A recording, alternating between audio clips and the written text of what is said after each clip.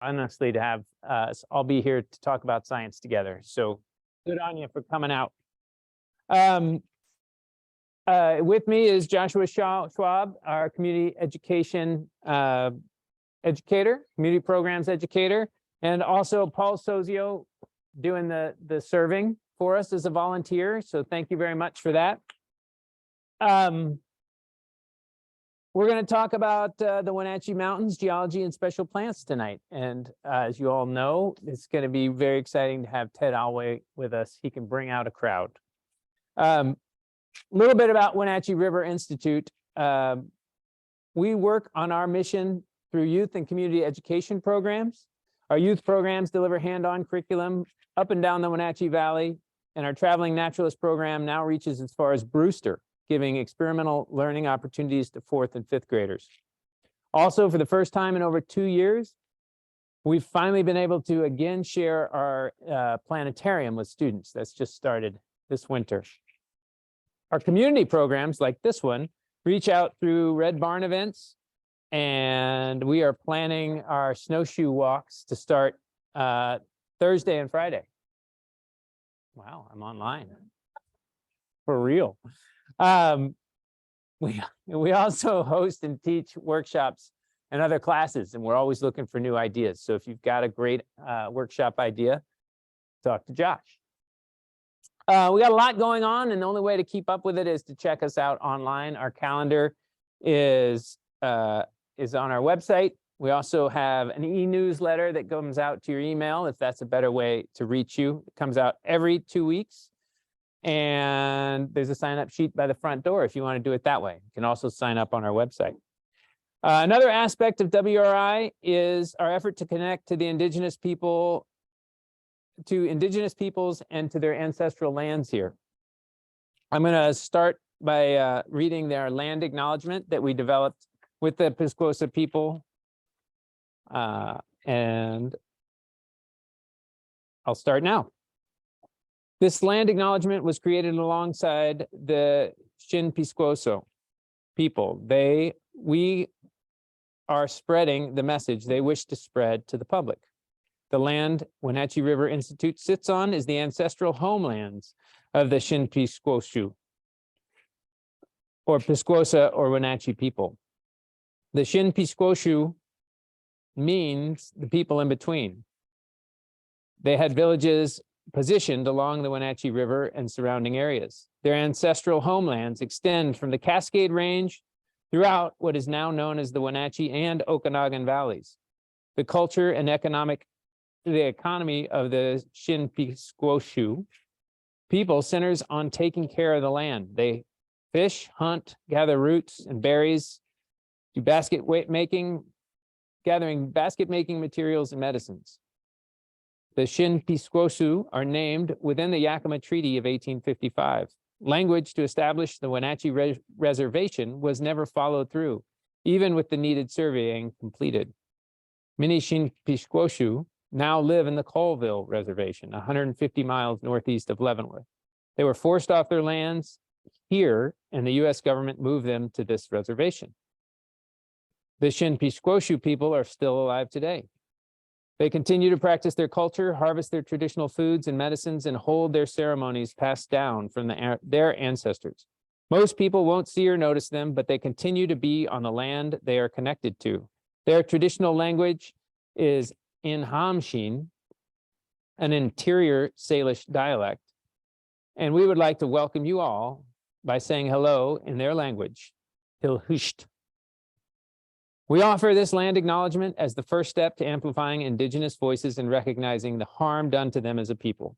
We stand as an ally to recognize their connection to the land and their rights to practice their culture on these sacred lands. We encourage all to learn about the indigenous peoples of the place you now call home. The Wenatchee River Institute is committed to sharing this land acknowledgement and following up with other actions to educate and be respectful. As you can see up above, we have a new art piece that you should all go check out. It's down by Barn Beach. Sweet Albert is a native artist, and he created it out of recycled materials, and it's awesome. It looks even better in place on the boulder where it now stands. So do check that out in the winter, in the spring, in the summer. Always cool. We also couldn't be here without our sponsors. So the Red Barn event is brought to you by Gustav's Grill and Beer Garden, Ludwig's German Restaurant, the Obertal Inn, Posey Handpicked Goods, South Restaurants, Hotel Pension Anna, the Munchen House, Sleeping Lady Resort, North Central Washington Audubon Society, Icicle Brewing, the Cove Resort at Fish Lake, Kolchak Consignment, Riverfront Rock Gym, Mountain Home Lodge, and then last but not least, Mitchell, Reed, and Schmitten Insurance. Okay, I'm almost there. Now, we have Emily Orling. Where's Emily? Ready to introduce our speaker.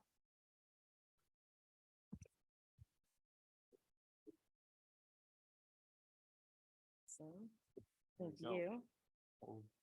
Perfect. I'll hold these things. Okay. Awesome. Thanks.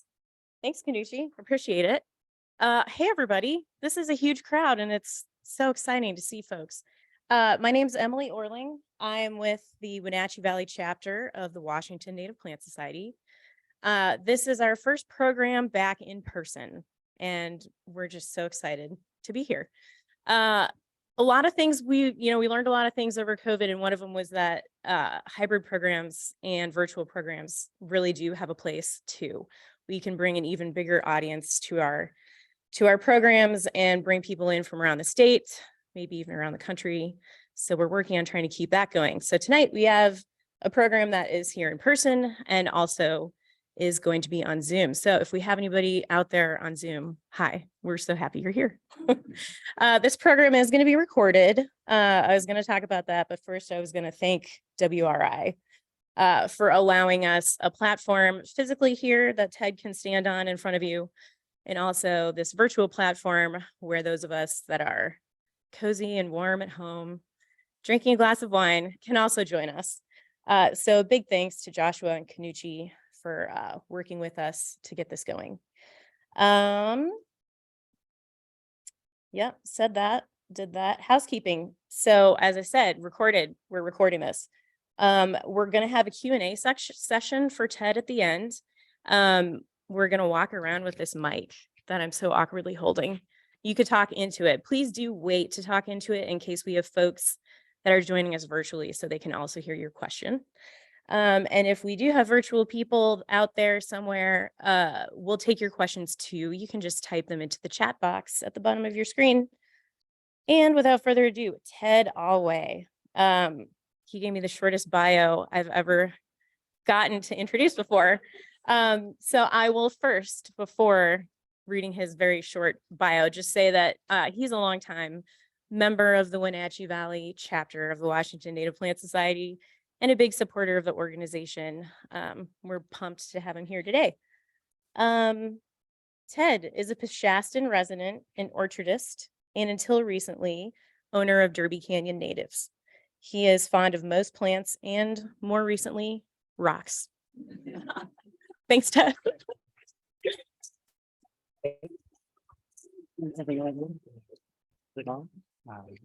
Where's your button?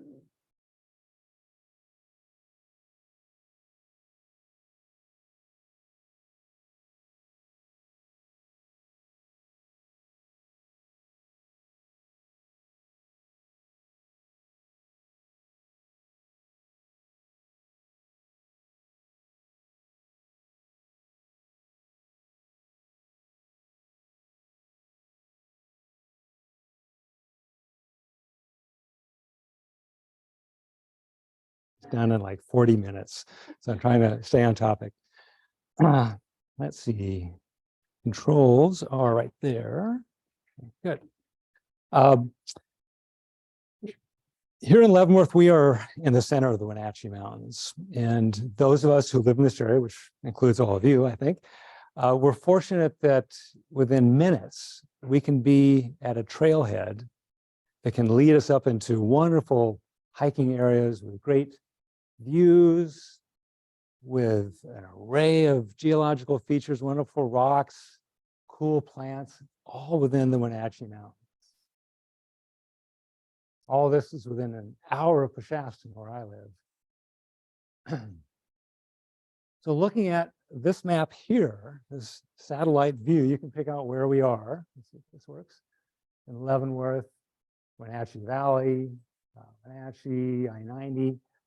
And the Wenatchee Mountains are circumscribed by this line here, which typically is defined as being an area bordered on the north and northeast by the Wenatchee River drainage, to the west by the Cascade Crest, to the south by the Kittitas Valley and the I-90 corridor, and to the east by the Columbia Basin and the Columbia River. Within this defined area, speaking of plants, which I'm here from the Native Plant Society perspective primarily, we have tremendous diversity. Here you can see the Wenatchee Mountains outlined in this map. Each one of these circles represents a taxa, a species or a variety or a subspecies, which is only found in that area. These are endemic plants found in a very localized geographic area. And you can see that being in the center of the state, we are also the center of an endemism of endemic plants. Other areas, including the Columbia Basin, Mount Rainier, and the Olympics, certainly have special plants there as well, endemic plants, but we have quite a few right near us. This publication put out by Joe Arnett in the Natural Heritage Program, part of the Department of Natural Resources 10 years ago, focuses on plants in the Wenatchee Mountains and nearby. If this is defining the Wenatchee Mountains, if you go just a little further north and east, you include a lot of other cool endemic plants, which I will do for our purposes this evening. I mentioned endemic plants. What is endemism? It's simply a species whose range, its distribution is limited to a specific geographic area. Now that may be an extensive area. It may be the east slopes of the Cascades in several counties, or at the other end, it may be simply one drainage area or a slope within that drainage where that species is found. What leads to endemism, and we're talking plants here, but it would apply in a different context to all species. Endemic plants, there's two main factors. One is stressful environments. If their growing conditions are such that very few things can live there, perhaps the soil chemistry is a big factor. It's too salty, it's too acidic, it's too basic, or the conditions, it's so hot there or so wet or boggy that many things can't survive there. So those that can get a foothold and can develop there without that competition. And secondarily, the concept of isolation or islands is a big factor. You think of a place like the Galapagos Islands or Hawaii, where a land area is separated by a barrier where other things cannot in-migrate or out-migrate. So plants, in this case, that arrive there can diversify and create new species within that area. Think of Darwin's finches, for instance. It also happens on land. We have essentially islands on land where you have peaks within a desert or something like Mount Rainier that rises up, which is a distinctly different habitat than the area surrounding it. So something that develops there may develop into a new species or a new variety not found elsewhere. And that's what's happening in the Wenatchee Mountains. Rare and threatened plants, which we'll look at some this evening, are almost always endemic plants with a limited geographic distribution. But not all endemic plants, and we have many here, are necessarily rare or threatened. Now, why are the Wenatchee Mountains such a center of endemism? I don't really know, but I'll speculate. I've read some things that, for one thing, their orientation going to the southeast, they kind of project out from the main mass of the Cascades. So they're somewhat isolated that way. They also were not subject to the Cordilleran ice sheets. So they were not scraped clean by that, as happened further north in Washington state. There were extensive alpine glaciers, but there are also refugia, peaks, and other things which are not covered with ice that species are able to persist on. We have special parent materials which create special soils that we'll talk about here. Those are probably some of the principal factors. An extreme example of endemism is something I learned of just a few years ago. This is a Wollemi pine. It's in the Araucariaceae, and it's not found in this country. It's from a temperate rainforest in New South Wales, and it was only identified less than 30 years ago on one slope within this rainforest, and they found no more than 100 individuals there. That's an extreme example of endemism. In our own area, we have endemics within the Wenatchee Mountains proper, some of which almost approach that degree of endemism.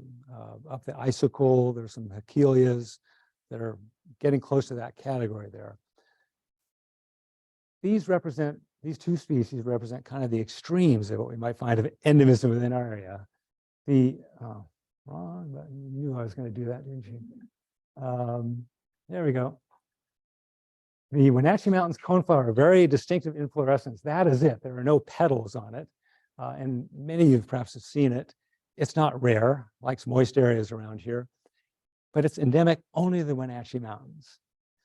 The Wenatchee Mountain checker mallow is also limited to this area, but it is on federally endangered species list. It has specific requirements for where it grows, moisture and perhaps soil type, and those areas have been diminished both through human development and perhaps changing hydrology brought about by climate change, in addition to other factors like fire suppression, which has increased competition and limited the habitat for it. It's also attacked by a seed weevil, which can eat 90% or more of the seed crop each year. There's even some thought that the pollinators that have worked on it are not as abundant as they used to be. This particular picture is a seed increase bed where seeds were harvested for production of more plants to introduce in other suitable habitats. Other endemics limited to the Wenatchee Valley. Well, it's this list here, which I won't read to you, but note that those in orange are on either state or federal threatened or endangered species lists. These are all forbs, they're all herbaceous plants representing a range of families from the aster family, the borage family, carrot family. So there's quite a range out there, and some of these we'll revisit again when we talk further. Now, if we expand the Wenatchee Mountains a little bit, like get up into the Swakane drainage and Entiat Valley, a little bit further north, a little bit further east, there's a lot more endemics only found in this area. This is a very lovely clover found principally in Swakane Canyon, the Thompson's clover. Interestingly, its population is doing somewhat better due to fire. There have been some fires in its habitat, reduced competition, and those seeds were released, and suddenly there's a lot more of them in some areas there. Yellow-white larkspur, a delphinium, you see in the Wenatchee Valley, as well as in Swakane and the Entiat Valleys. This lovely penstemon, the fuzzy-tongued penstemon, this is a variety whited eye. I think I said that right, whitedii, that is limited to the Wenatchee Valley, and this was taken up in the Swakane Canyon. And then snow douglasia. Many of you may be familiar with it, often seen in the subalpine and alpine areas, though actually it does occur down between 1,500 to 2,000 feet in the foothills above Wenatchee and the valleys north. And it has a more extensive range. It's probably most abundant in this area, but gets up further into Douglas and Okanagan counties. But it is a lovely plant from our area. And then there are several lomations, desert parsleys, that are endemic in this area. This particular one, Roan's desert parsley, has a wonderful story behind it. It was identified as a separate species really just within the last 20 years. And several people here tonight, Maul, Boyd, and Connie McCauley, and Joan Frazee, were all instrumental in getting that identified and named as a species. I won't tell you the story because it's their story, but it's a great story. So buttonhole one of them to learn more. And we've got to claim this is one of our endemics, the queen of the wildflowers, Tweedia lewisia, Lewisiopsis tweedii.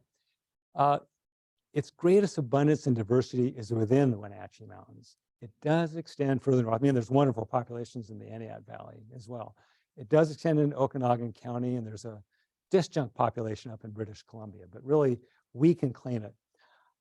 I didn't realize how special it was. Well, we moved here about 40 years ago.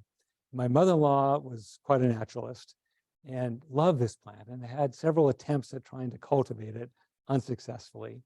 But she introduced me to it. And she had a seed catalog, Toledo seeds from Germany, that offered seeds of Tweetes lewisia in 3 color forms. And that really impressed me, thinking that our wildflower is famous around the world, and justly so. It's a wonderful plant. So what about the geology of this area? Now I'm getting on, I guess, on thin ice. I'm not a geologist, but I know geologists. And I can read books. We'll get into that later. We have wonderful floral diversity in the Wenatchee Mountains, but we also have great geological diversity within a relatively small area. All the major classes of rocks, I think, pretty much are represented here. Maybe there's no limestone here, but we'll get into that. You can see this massive amount of sedimentary rock. I think it's sandstone up near Mount Lillian is great parent material. And in the back, you can see in the background, Mission Peak, which is covered with basalt. So that's just 2 of the many wonderful rocks we have here. So what are the rocks we have here? We have 2 types of igneous rocks. We have the intrusive igneous rocks, those where magma came up and solidified within the Earth's crust. Granite is one we think of. And the Mount Stewart batholith, which includes the enchantments, is such a intrusive igneous rock. It's not actually granite, it's granodiorite and tonalite, but as far as I knew, they were granite. And like other rocks, this parent material will break down, form soil, and plants will grow in it, like this alpine saxifrage right here. Other class of igneous rocks we have are the extrusive igneous rocks, those that float across the surface. The Grand Ronde basalt that originated to the east and southeast of here flowed in this direction in one of its, well, I think it was 16 million years ago, more or less. And its terminus was often in this area. You think of like Diamond Head up there, or Table Mountain, or Badger Mountain in the background there. This is overlooking Wenatchee and the Columbia River. And this as well, this material will also break down, form soil, and support plants. This spreading phlox, I think, grows perhaps in every kind of parent material we have around here. It's not limited to a narrow area. We have extensive deposits of sedimentary rocks here as well. This is up on Tronson Ridge, and you can see the really striking conglomerate banded with sandstone in this area. And of course, it breaks down and forms soil. And here's Chelan penstemon growing on Tronson Ridge in that very material. And then the 4th class I wanted to mention are the metamorphic rocks. These are rocks that were changed chemically and structurally, often by either high temperature, high pressure, or both, often at great depths in the Earth's crust, and transformed, metamorphosed, and then later came up to the surface. In our area, best represented by nice, oh gosh, no, not yet. Nice serpentinite and schist. This is an example of Swakane gneiss as well. Soil is formed from this, and up Derby Canyon here we have a nice patch of Tweetes lewisia growing in a rockfall of gneiss. Well, this is a part of the map you see leaning up against the back wall, which, even if it wasn't geological, is a lovely thing, and I hope you get a chance to look at it after the talk. But this is focusing in our area. And Ralph Haggard, I don't believe, is here. Is he here? Oh, here he is there. Well, this lovely map was created by Ralph Haggard and Roland Tabor. And they probably spent, well, quite a bit of time, but I'm sure walked hundreds of miles through the North Cascade area and creating this wonderful map. The map back there extends from Ellensburg to the Canadian border and from Lake Chelan over to Monroe. This is just a smaller area of it. And I'm going to make a little confession. I'm not a geologist, but like many of you, I'm interested in geology. It's all around us. And if you're interested in plants, it's part of plant life as well. But I would learn geology, get enthused about it, not use it, forget it, learn it, forget it. But I had a revelation about 5 years ago, in large part due to Wenatchee River Institute. They had a series of 4 evenings in consecutive weeks on geology of this area, held down at milepost 111. And there was a series of speakers there. And the speaker that first evening was Eric Bard, who is a local geologist and high school science and math teacher. He's used to speaking to students, and he spoke wonderfully. So it was a stimulating and exciting talk, and he had prizes, which really got our attention. And we were tested and probably asked for the age of some formation, and I made some wild guess that it was 150 million years. Well, I was the closest one, and I won this map together with the supporting materials that Ralph and Roland had produced. And I've been able to refer to it ever since. I had it framed, it's mounted in my office. It's just something I gaze at and get excited and stimulation from. And I was aware, looking at it, of its relation to plant life as well. And see, that's why those are growing there. That's why this is here. It's a fascinating map. So you can see where we are on it. There's Leavenworth. Here's Wenatchee, Clay Elm, Highway 97 goes over here. And just to point out some of the key geological formations we have here, the intrusive volcanic igneous rocks, the Mount Stewart batholith is represented here in that orangey brown, and the extrusive, the basalt flows, 16 million years old, are this purple that comes out here, Badger Mountain, above Wenatchee, Diamond Head, Table Mountain, that area. There's extensive areas of sedimentary rocks, the Chumpstick and Swak formations among them. There are several types of metamorphic rocks as well. Start up here with the Swakane biotite gneiss, which my understanding is studies show that it's at least 1 billion years old. North of the Mount Stewart batholith is Chewaucam schist. And then subtending this area here, this purple, is another metamorphic rock, serpentinite, part of the Ingalls terrain. And I'll stop there if I not say any more geology, or else I'll go too far. So we have these different parent materials which create from which soil is created over time. But how big a factor are these and what plants grow there? I think in most cases, it's not the most significant factor. Climate really determines so much. The extent of the amount of precipitation, the form it takes, the timing of it, temperatures during the course of the year, even other factors like the degree of slope and the aspect of where the plants are growing.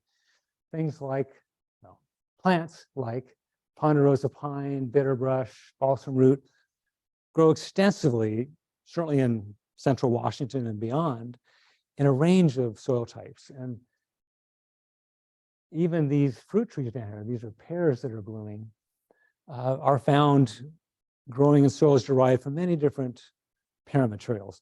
In this area, in the Wenatchee Valley, many of them are growing in alluvium that came out of the mountains from different sorts of parent material as well. But the parent material in those cases is not the prime determinant of what's growing there. But there's an exception. That's this sort of area. These are ultramafic soils, of which serpentinite is one of the minerals found in there. These ultramafic rocks come from deep within the earth, where the boundary between the crust and the mantle, even in the upper mantle, their chemistry really represents the chemistry of the upper mantle. They take 2 forms, particularly in this area, if I understand it right: serpentinite, which is a metamorphic rock, and peridotite, which is an igneous rock. They are the basis of what we call serpentine soils or ultramafic soils. And their chemistry somewhat reflects the chemistry of the mantle. They're rich in iron and magnesium, but they're low in critical plant nutrients like calcium, phosphorus, and potassium, and often have high levels of heavy metals which are toxic to much of plant growth, like chromium, cobalt, and nickel.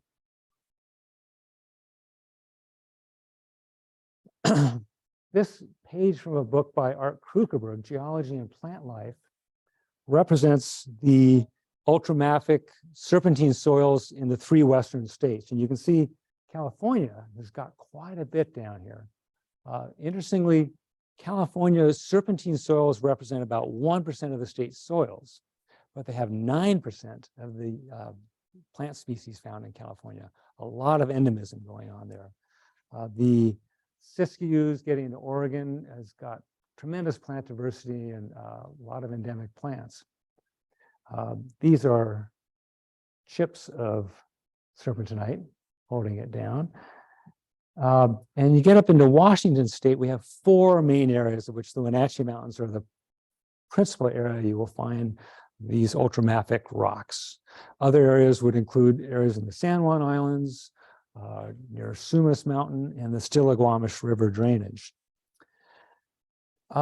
This book is fascinating if you're into plants and geology. And Art Krugerberg is someone, if you're going to talk about soils and plants, or for that matter, in this day, if you're going to talk about native plants and native plant propagation, native plants for landscaping, you got to involve him in the conversation, or you come to him eventually. Art Krugerberg was a professor of botany at University of Washington for many decades. He wrote extensively, both for academic journals and for the general public, and particularly important to native plant people and members of the Native Plant Society. He was one of the founders of the Native Plant Society and did many other things for the public benefit, including helping in the creation of natural area preserves within the Department of Natural Resources. He's an authority worldwide on ecology of serpentine soils, and produced this book in 1982, Gardening with Native Plants in the Pacific Northwest, which 3 years ago, a 3rd edition came out, which contains all the good information he had and more. Wonderful pictures, the go-to book if you're interested in trying to, or not trying, but actually using native plants in the landscape. So to revisit this area here, take another couple slugs of wine for my voice. It's tea. Here you can see the Mount Stewart Batholith and Leavenworth, Peshastin, Highway 97. So walk past down here.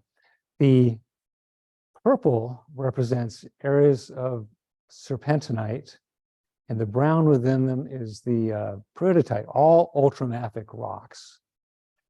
The area below the enchantments above the North Fork of the Alway River is one of the more accessible areas, which you can also find it off of these soils off of Highway 97, and also above, coming out of the ice school. If you go up the Jack Creek, Trout Lake up towards Windy Pass, you'll find patches up there.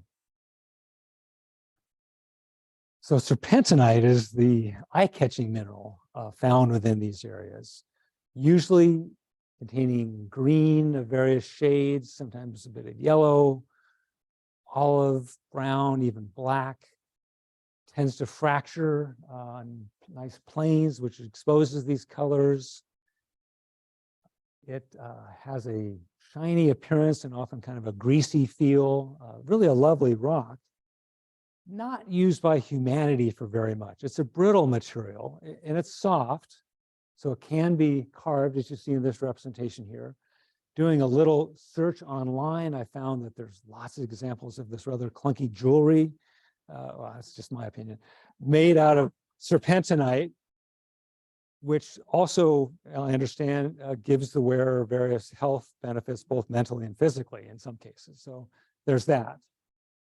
Not used much in construction because of its brittle nature, but this is an example of a building from University of Pennsylvania, lovely green being brought out there from serpentinite from the Northeast. It's serpentinite and these ultramafic soils are found worldwide. It's not limited to our area here. And in a more local usage, this is serpentinite used in a step, which really shows the range of colors and these nice faces that you can get with that material. So serpentinite is one of the minerals that helps create serpentine soils. Now, these are often referred to as serpentine barrens. Certainly, they tend to have less plant growth than other areas, but they are not devoid of plant life, as you'll see as you get into them. Characteristic of these is that the iron oxide shows up.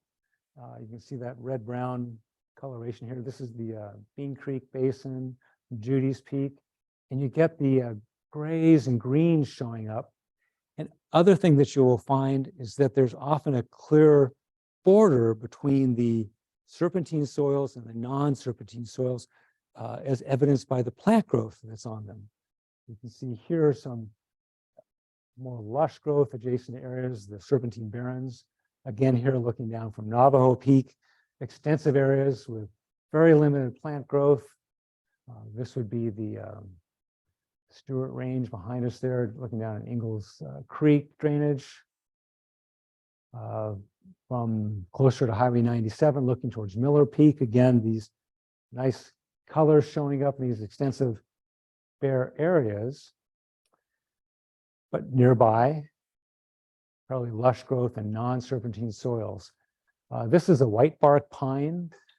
Looking at it, I figured it had to be at least 20 or 25 years old. It's hard to tell because there's not really much growth going on there. But it is growing there. It's surviving. There's animal life out there as well. Don and Ann Schechtel introduced Tricia and I to Iron Peak years ago, and this fellow was waiting for us when we got up on the ridge leading up there, and he followed us up at a respectful distance, and we kept a wary eye on him, but he is a handsome fellow. So serpentine soils, it's a tough go for plants there. They're infertile. They don't have those critical plant nutrients of nitrogen, phosphorus, potassium, and calcium. Nitrogen is usually available in organic material, and they don't have organic material. There's no plants that are producing it, and what is produced tends to oxidize fairly rapidly and not be present. They have often high levels of various heavy metals that are toxic to plant growth. They're basic, a pH of 7.0 or above, which limits the availability of nutrients to plants. Brown red from iron oxide. They're tend to be fairly unconsolidated, highly erodible, not a lot of purchase for plants there. They're very sharply drained. They're in these exposed areas that are hot, but plants do grow there. A range of them. It's lovely when you get out there and see what you can find. Paintbrush, lupin, buckwheats, silene, campion, ferns, daisies, and more paintbrush. So what's growing there? And, well, how do they do it? The flora found in these serpentine soils has many characteristics that you'd find in any plant growing in a very droughty, harsh environment. Starting with the foliage, they're adapted to try to conserve water. They'll have smaller leaves, maybe more rounded leaves.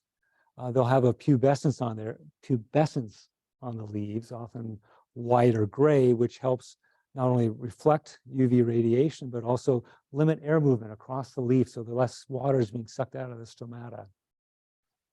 They can be glaucous, as you see on this Henderson's fox here, that grayish cast to them, again, reflecting UV light, and have these hardened leaves or sclerophilic foliage that will resist damage from the winds or other things that can hit them in this open exposed area.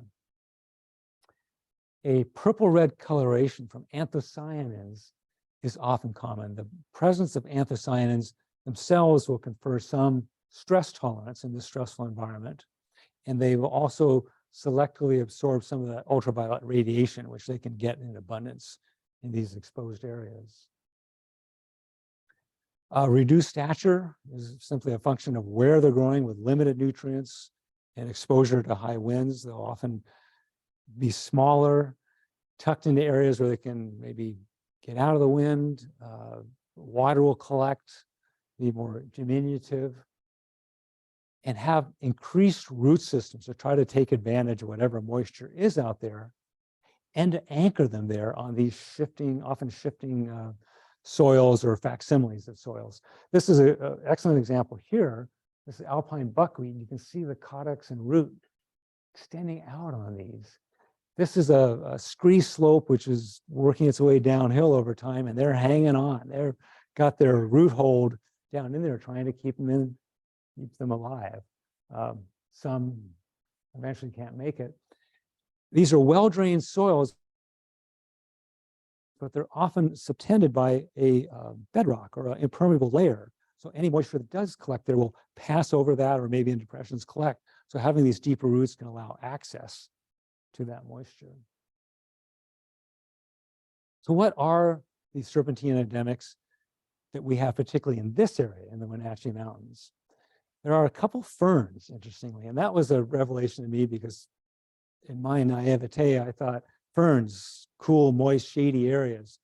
Walking up in one of the trails in the Tanaway, I'm greeted by these bright green ferns growing amongst these oxidized rocks. And apparently this is a fern, the Lemon's holly fern, Polystachym lemonii, which is known throughout the West Coast, also called the serpentine fern or the Shasta fern. And it is adapted to these tough serpentine soils. Another one not limited to serpentine soils. The northern maidenhair fern is an easily recognizable fern that grows across the northern tier of the United States and Canada. But there is a subspecies which is adapted to serpentine soils. Now, Krukeberg called this, no, he did not. Krukeberg called this subspecies calderi. Well, as many of you are probably aware, with the use of genetics, we're able to better determine the taxonomy and relations between plants. And some of these definitions, subspecies and varieties, have been eliminated and all lumped into one species. Others have been split up further. Well, I'm not sure that this subspecies is recognized, but there's definitely a form of the maidenhair fern which you'll find growing in these harsh, dry environments in our mountains. This lomation, the Wenatchee Mountain lomation, excuse me, shows some of the other characteristics we find with plants adapted. It's got that glaucous foliage, and though you can't necessarily tell it here, it's a fairly low-statured lomation. But here it is growing amongst beautiful examples of serpentinite, a special plant endemic to the Wenatchee Mountains and only found on serpentine. Thompson's cat-eye, Oriocaria thompsonii, formerly Cryptanthe thompsonii, I'm getting used to that. Also, with that pubescence on there, gives that grayish color, again, more drought tolerance, but it's also adapted to the low nutrients and the heavy metals. Another endemic only found in the Wenatchee Mountains, as is this Chenactis thompsonii, Thompson's pincushion.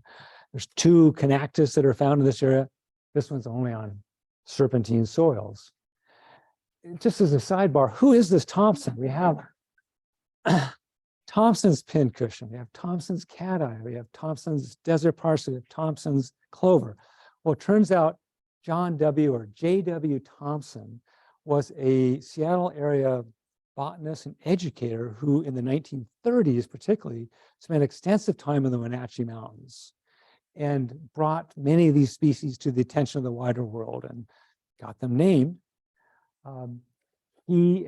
I don't know if any of you have these, but the original Flora of the Pacific Northwest, that 5-volume set, he was one of the authors of that. He was involved in that. And I read recently that he was so enamored of this area that his ashes are distributed in the Teanaways. Now, I'm a sucker for pretty flowers. I tend to avoid grasses because they're too hard to identify, but this one kept showing up when I was out there. And particularly when I'd come back and I look at pictures I took, and there's this grass in there again and again. Well, this is a serpentine endemic, and it's only found in the Wenatchee Mountains, Poa curtifolia, the little mountain bluegrass. Well, earlier I talked about snow deglacia on the east slopes of the Cascades. There's a form found in serpentine soils which is distinct from the form we find elsewhere, more glaucous, but having flatter leaves with this tooth margin. And again, I don't know if this variety is still recognized, but it was called Douglasia nivalis variety dentata. And interestingly, the plants I have seen are larger, both taller and with larger leaves and flowers than the more common snow Douglasia.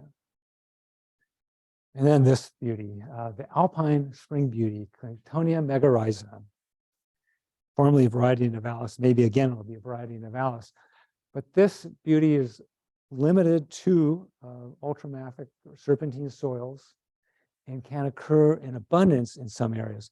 This is in the Tanners, this is just west of Ingalls Peak, leading down to Lake Anne. And on this slope, there were many thousands blooming. And there wasn't a lot of other plants growing there. And I remember at the time walking over and thinking, at least half of the plant biomass here is this one species. It in our area, it's that one. It's this beauty. The Claytonia megarrhiza also occurs throughout the mountains in the west. And everywhere else, it's white or white with pink stripes, or maybe a little pink shade to it. It looks much like the spring beauty, the Claytonia lanceolata we find in the spring, and some of us eat out of the pine forests around here. So it sure looks like it's a variety unto itself, and it's known and prized by rock garden people around the west. Well, interestingly, these serpentine endemics have qualities that allow them to grow in serpentine. Those same qualities, the ability to get by with few plant nutrients and tolerate the heavy metals, don't confer them any advantage in non-serpentine soils. So they're not really found there, but they grow fine from what I read and what my experience has been in typical soils. So you can use them in your landscape, but where they grow, they have sharp drainage, so they're very rot prone. So if you do grow them, you need to provide very good drainage, and probably much of the area, you probably don't need to irrigate them once they're established. So those are the serpentine endemics. There are other species which are indicators. They're not limited to the serpentine soils, but they have forms which are adapted there that you will find there. And one of the more widespread ones I've found is this Wenatchee Mountain paintbrush. Some people call it Elmer's paintbrush, Cassalaea elmeri, Elmer's paintbrush. I think it should be, not the only one. It calls it Wenatchee Mountain paintbrush. Interestingly, when it grows in richer soils, like it's in Camas Meadows, apparently, paintbrush is difficult to identify and separate out. And so I have to defer to other people to distinguish between the different species in some cases. Where it grows in Camas Meadows, it's 2.5, 3 feet high, a deep pink, fairly broad, dark green leaves. When you see it growing here in the serpentine soils, leaves are narrower. It's rarely more than 12 to 15 inches tall, but it comes in a range of colors as well. This yellow, this orange. Oh yeah, there's that little mountain bluegrass out of focus, sneaking in, photobombing the Cassalaea. Pinks, even into reds, there's quite a variety there. Another serpentine indicator is this Davis's knotweed, Aconaganon divisiae. And again, you can see some of those characteristics of adaptation, the glaucous foliage here, the anthocyanous stems in this area. It's in the buckwheat family, not a showy inflorescence, but quite a sight because it can get to be 4 or 5 feet across in some areas. I have only seen it in serpentine soils, but it's, I'm sure others have seen it outside of that because it's not limited to serpentine soils. Now, alpine buckwheat is certainly not limited to serpentine soils. It's very extensive to the south and north of our area. Some of you may know it as dirty socks for the fragrance of the flowers, but there is a form of it which is adapted to serpentine soils. Krugerberg in his writings recognized that. And there's no other buckwheat that you'll find as extensively as this one. In fact, sometimes it's the only plant growing in there, and it's still the alpine buckwheat, Eriogonum pyrolifolium. And there's a number of others. I don't list all of them here, but we have the Drummond's anemone. This is a beautiful and very distinctive fern, Aspidotus densa. This is fairly easily found up there, the alpine sandwort. And this is Tweedy's mousetail. I never knew the common name of this. Cute name, Ivesea tweedii. We also have an Ivesea gordonii that grows in the Wenatchee Mountains. And this last summer, for the first time, I saw both of them on the same trail, separated by about a quarter mile, one in sedimentary soil, one in serpentine soil. And then there are other plants which don't have necessarily different varieties growing these serpentine soils, but still grow there, maybe in a greatly reduced stature, or maybe they found a pocket where the metals aren't quite so high, or there's a little bit more moisture. In this case, we have another white bark pine. This one was at least 6 years old and not more than 4 inches high, but it's growing there. But we have more lush examples here. We have our serpentine indicators, the Elmer's paintbrush, the Drummond's anemone, but also here's Phlox diffusa, the spreading phlox. Here's coyote mint, Monardella odoratissima. There's Heuchera cylindrica, the round-leafed alum root in there. And this goldenrod, Solidago multiradiata, all growing in amongst these rocks of serpentinite.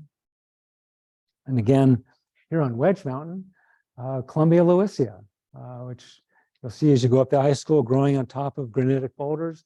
Here it is growing in amongst serpentinite boulders and doing quite well.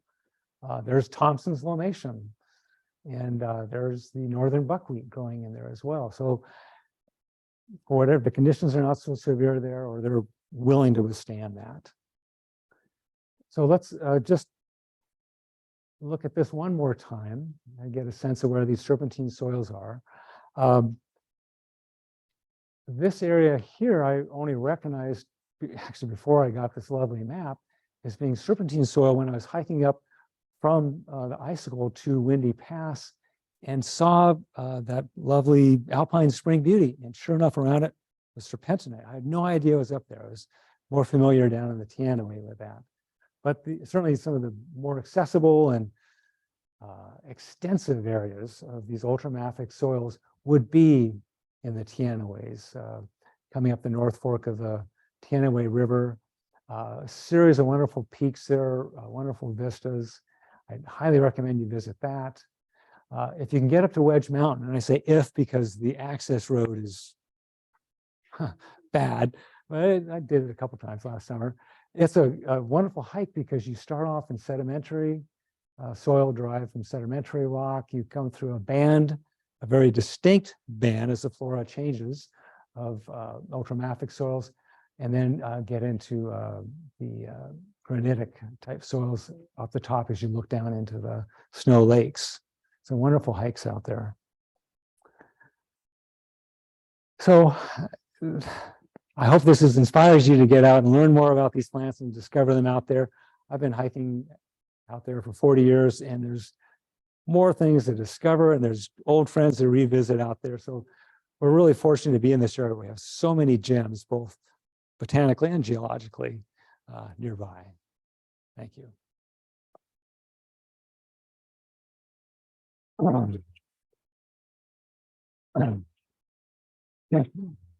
I look with some trepidation at the geologist, but thank you for bearing with me there. Any comments or questions you want to share? Joshua has got the microphone. Oh, I'm curious about the stickweed, the Hacklea venusta.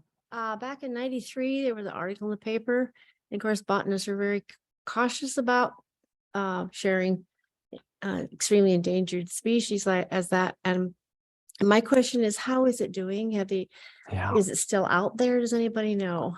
Not that I want to find it, but I And would not like that to I can see it. really answer that. I don't believe it's winked out. I think the population is still there. It's up the icicle, but I think the populations were such that they could count every individual plant. They got a count of that. And the Rare Care program, among others, revisits them to see how they are doing. It's a very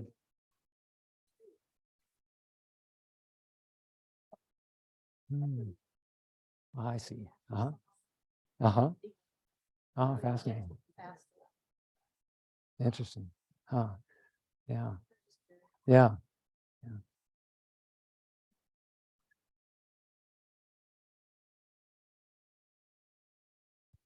This is for the benefit of all you out there on Zoom. Do we have the microphone? So when we Uh-huh. hike through the mountains, we see patches of Indian paintbrush that vary from yellow to red. Is that because they're different varieties or because they're growing in different soil types? I suspect there's a certain amount of genetic variability within a species, and I don't know that the soil has any bearing on what color we see there. There may be different species involved as well.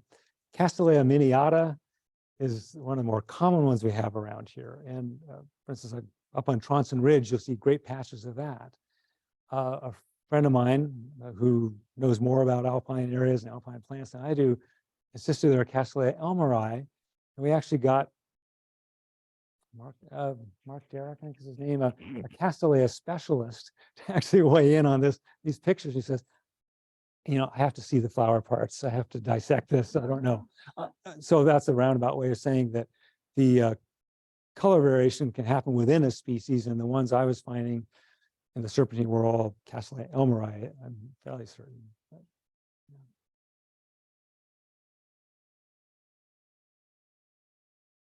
yeah. And I'm sure you all have experiences to share as well. I've never seen before. There'll be lots of leaves in profusion. And I have this, so I'll pick a piece of it and I'll keep it and put it in a book. But I want to find somebody who knows it. Would you be that person? The Plant Society would be a great resource for you there. The other thing I suggest when you want to identify plants, certainly taking photographs are a great thing. If you, even your phone, you can take great photos with that. And there's an online resource, happens to be down right now, but the herbarium at the University of Washington has basically every native plant growing in the state with wonderful pictures and location data on that. I'd refer to that if you can.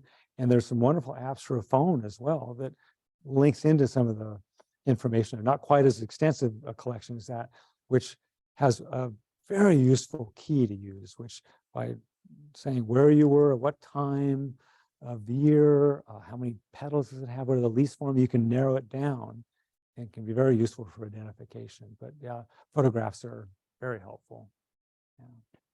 Yeah, Susie. I'm just curious, what is it about the white bark pine that allows it to grow in that soil? Because you got to like Navajo and that's all you see Yeah. are these little white barks. Connie, can you answer? She knows a lot about white bark pines more than any of us here. I guess my only response to that would be that white bark is very tolerant of drought and of rather extreme cold, and so it may just be one of those that can tolerate it. Mm-hmm. White bark will grow in your backyard too if you tend it, but it doesn't compete very well. So Mm-hmm. it competes well under Yeah. those harsh conditions. Yeah, good. Thank you. I can go around with this if there's any online comments or questions you need to access.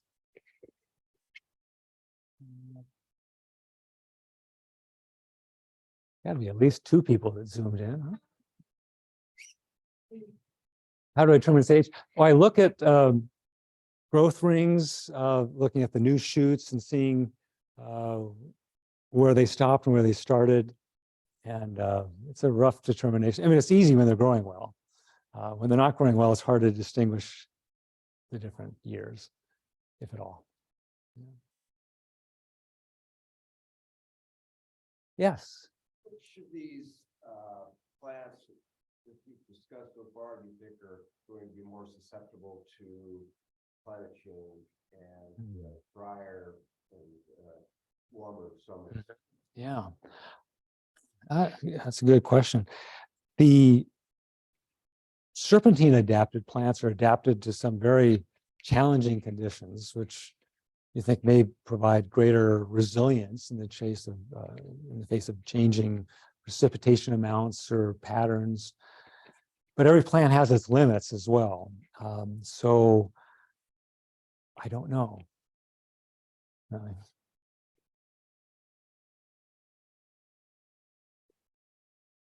It seems you found a lot of the endemics in the serpentinite that were just kind of specific to that geology. Did you run across any other geologic constraints or formations that also had endemic species specifically? We did, because it's such a distinctly different soil chemistry. I mean, there are examples elsewhere of like limestone adapted plants or gypsum soils.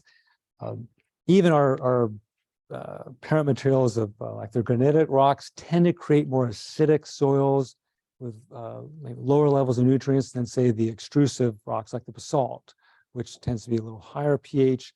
The soil is created of a higher pH and have many more nutrients in them too, so you may get more lush growth on those. But it's not such a distinct difference out there. They were so constraining to the serpentinites.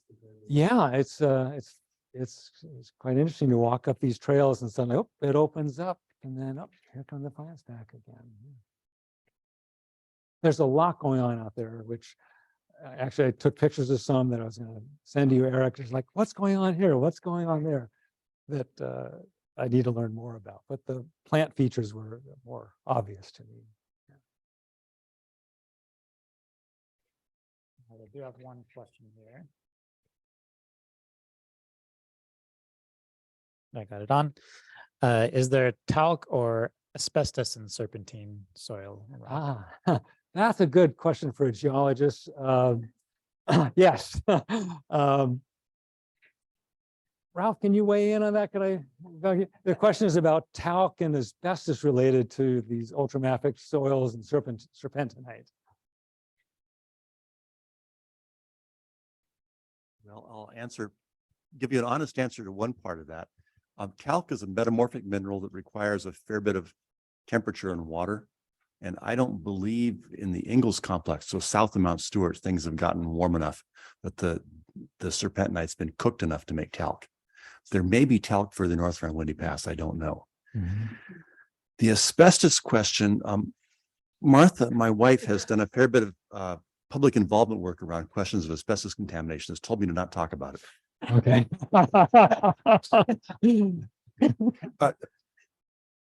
When I was fresh out of school, a postdoc back at the USGS in Reston, my lunchtime group was the Harvard mineralogists. And one of those was the past president of the American Mineralogical Association. And at least once a week, he would rant about how unfair it is that serpentine asbestos got lumped with amphibole asbestos because they're not the same thing and they're different, all the rest. I suspect he's right, but his opinion was somewhat tainted by the fact that for much of his life, he'd been funded by the Johns Manville Corporation. Great. Thank you, Al. I think we have time for one more question.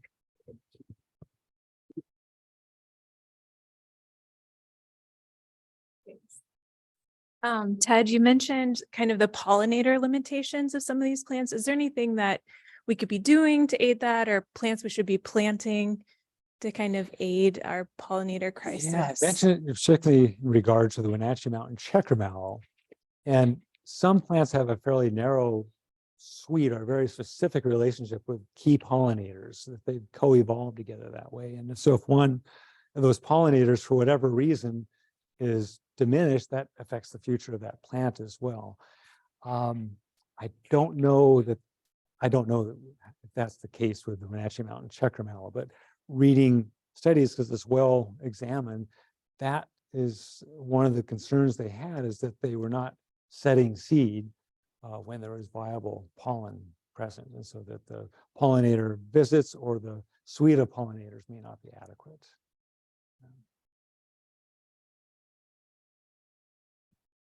Well, thank you for coming. There is a box back there with examples of serpentinite in it. Look through that. There's a range of colors and there's lots of chips in there. If you want to take some home and share them with anybody in your family, help yourself. Just leave the big chunks for me. Thank you.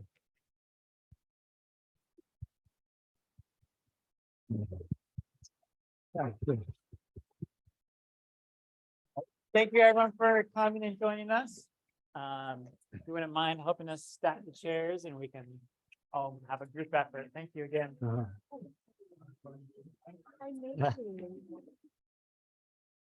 magnet. Oh, wow. Oh, gosh. The checker mallow. Oh, thank you. I have Put on my fridge. about at the social that we're gonna have later in the winter. Fun. Yes. Yeah, it's of this area. It's very special. I work with the land trust. I like went and monitored some of the mountain homes this year. So Yeah. Cool. Yeah. I feel like there needs to be some logging around there because there's Yeah. so many trees where they're planted. Yeah. Yeah. I found them easy to grow. That seed increase bed was at my nursery. Yeah. They got them to germinate well. The beautiful plants that persisted with actually not a lot of water. And we got a lot of seeds. In fact, I got several pounds of seeds over a couple of years, That's cool. which, you know, it's not doing me any good. So eventually it went to rare carrots, and other things. Mhm. And we know growing up, I think like sometimes we had so many activities and went out and did like experimental farming. Yeah.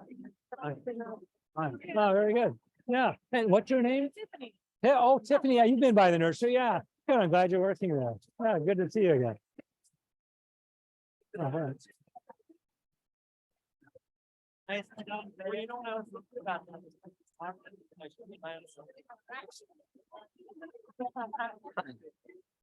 Nice. Thank you. Thank you, Ralph, for letting me put you on the spot there. That was fun. Clearly, you know a lot more geology than I know botany. You know, that It was wonderful. Yeah, I'm glad I put up that picture of Art Kruthberg just because he's the center of so much of what we do here, and particularly this talk here. I have a question for you. Maybe it's a comment, I'm not sure that. I'm impressed in the serpentine soil by the lack of clay. Serpentines have no feldspars, and feldspars weathering make clay, otherwise it would be